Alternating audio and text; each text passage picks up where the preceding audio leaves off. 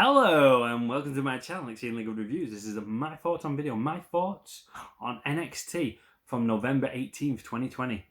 What a show this was.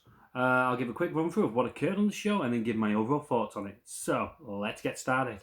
Out comes Leon Ruff. Still can't believe he's North American champion. It still seems like a dream to him. We get a recap of what occurred last week before we're interrupted by Johnny Gargano. He says stop the video package. He cuts it off. The fans start chanting Johnny failure. I'm no failure. I ain't no failure. That was, I was robbed.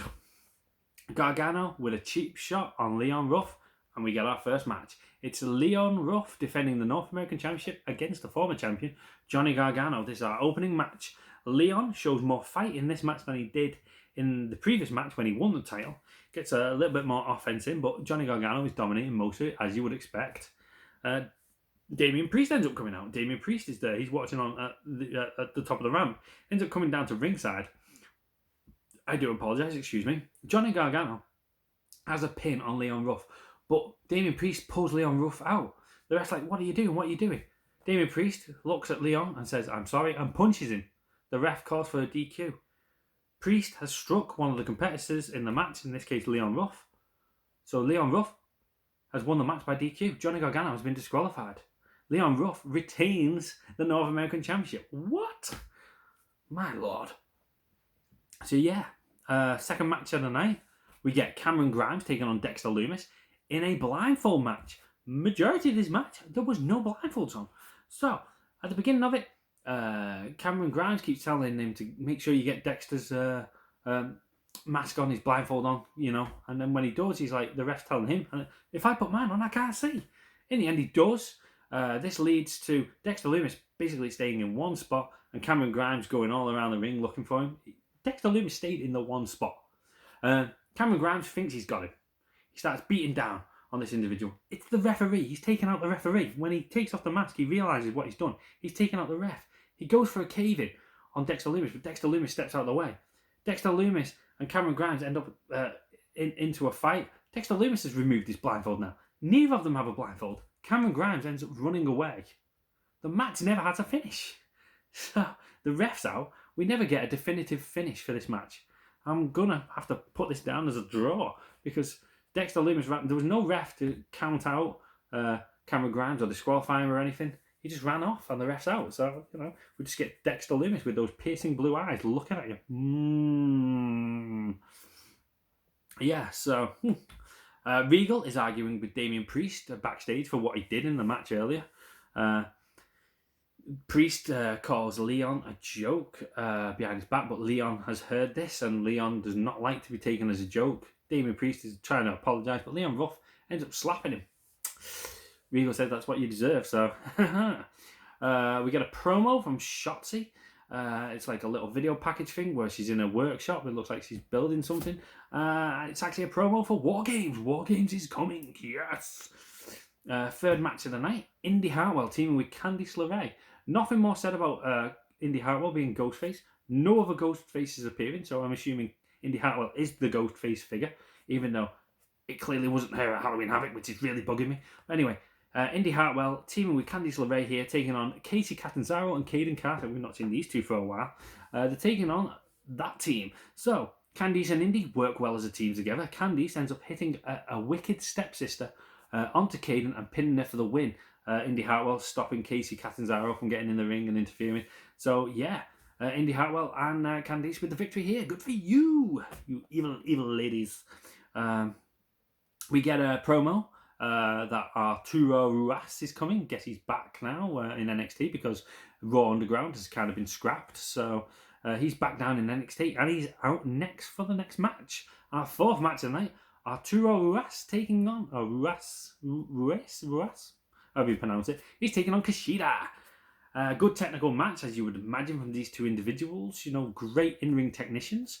But Kushida ends up getting the pin on Ruas, and Ruas does not look happy at the end of it, but hey-ho, it's a win for Kushida. That's great to see. More from Kushida, please.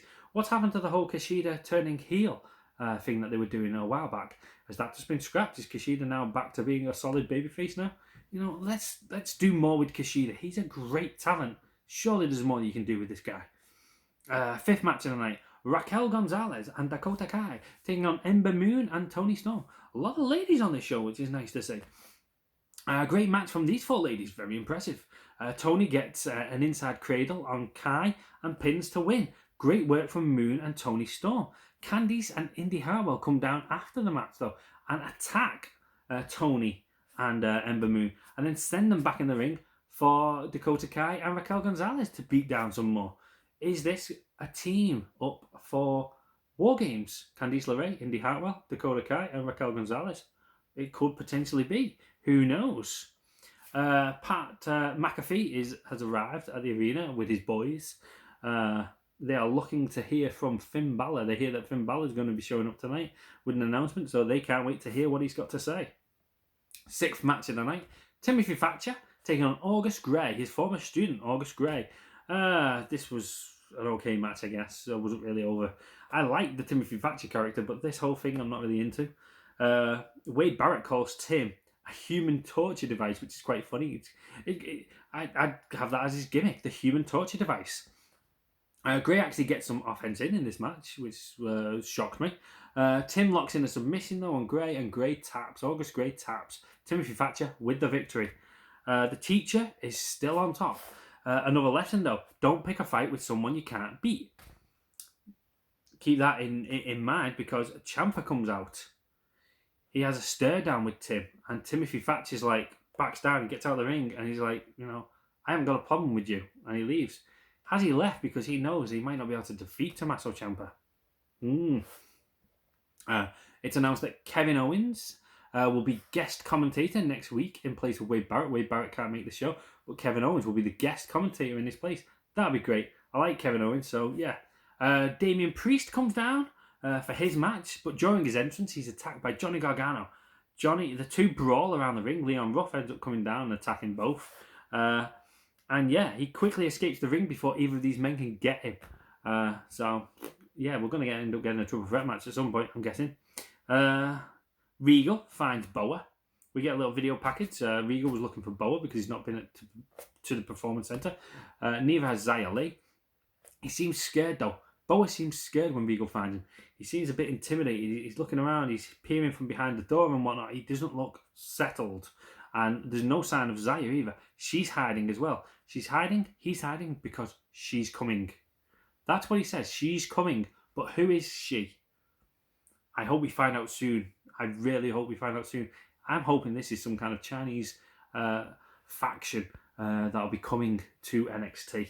So we get Leon Ruff. He's telling William Regal backstage. Well, William Regal's like, "What? Why did you just do that?" And he's like, I'm sick of being taken as a joke and whatnot. You know what? I'm going to take them both on. So is this the setup for a triple threat match for the North American Championship? I do hope so. I hope Leon Ruff, however much people may say he deserves it, and it's interesting to see him with the belt, I hope he doesn't have a lengthy run with the belt. Put the belt back on Johnny Gargano or back onto Damian Priest. Someone more deserving. Leon Ruff, you can get your opportunity further down the line, but it's a bit too soon. You've not been in NXT that long, and now you're already North American Champion. But hey, what do I know? I'm not a wrestling expert.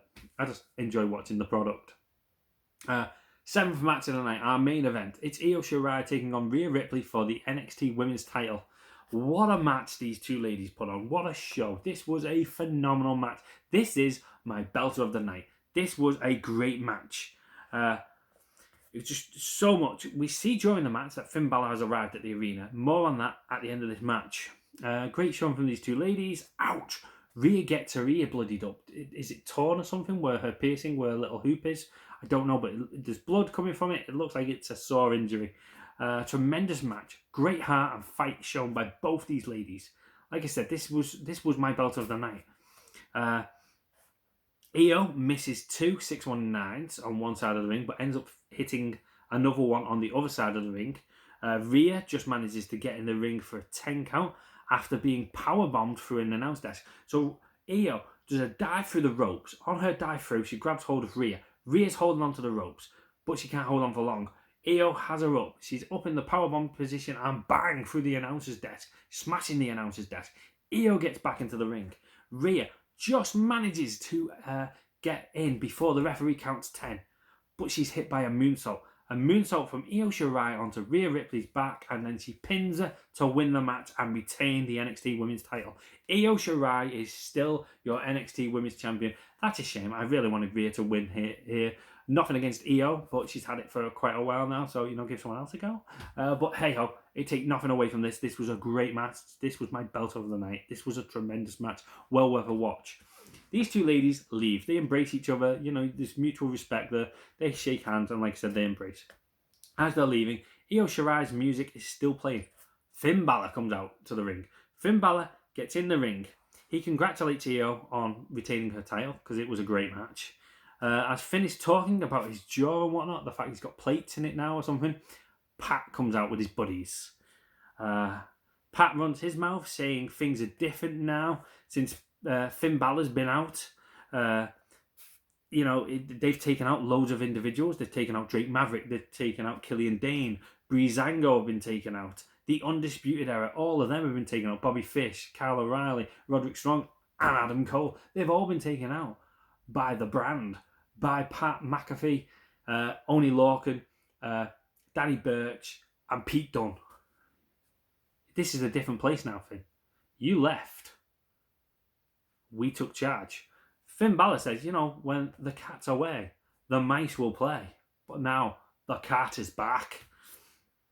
And that sounded quite weird, that, when he said it. Well, it sounded even more weird when I say it. But yeah, they end up surrounding Finn Balor. Finn Balor's in the ring. They surround the ring. It looks like they're going to beat down on Finn Balor. But Finn Balor says, I didn't come alone. I brought backup. The lights go out. When they come back on, Undisputed Era come out on their entrance ramp, race down to the ring and start battling with Pat McAfee and his guys and his buddies, and they brawl till the show goes off. Now, it's been announced, there's been videos posted online, that after the show went off air, just double checking the time I've got, when the show went off the air, it continued, and they've posted videos online that William Regal came out and he announced that these 8 individuals, the Undisputed Era and the brand, are going to take on each other in War Games match. Yes! Well in William Regal, well in WWE and NXT for bringing back War Games, getting it back on to our schedule. I can't wait for it. I think it's announced for the 6th of December, a couple of weeks' time. Can't wait for it. Can't wait. It's going to be a hell of a show. So yeah, that's what occurred on NXT. Overall, I thought it was a great show. Like, most of the matches, nearly all the matches were great. Like I said, the Timothy Thatcher August Gray match I wasn't into. Plenty of showcase from the ladies. 3 ladies matches. 2 of them tag matches. So lots of ladies being able to show their abilities, their ring talent and everything, getting a bit of airtime. The whole Leon Ruff thing, I'm not as high on, but if it gets concluded quickly within the next week or 2, maybe at a push gets concluded by or at War Games, then I'll be happy. I'll be fine with it. It's starting to grate on me, but not to the point where I hate it. But it could quickly become hate, But yeah, other than that, yeah, I digress. The show as a whole, it was a great show, a very enjoyable show, very easy to watch, easy to get through, great matches on. Like I said, it was great to see them showcase the ladies so much. And yeah, overall, it was a great match. I'm a belt of the night. It's that women's title match at the end of the night. Io Shirai against Rhea Ripley. What a match it was. It was a tremendous match. I know I keep saying tremendous, but it really was a tremendous match. It was really entertaining, really enjoyable, and well worth a watch. So yeah, those are my thoughts on NXT. What are your thoughts? Let me know in the comments. Like this video, hit the subscribe button, and yes, stay tuned for more content. I just want to say, lastly, thank you very much for watching. Stay safe and stay classy.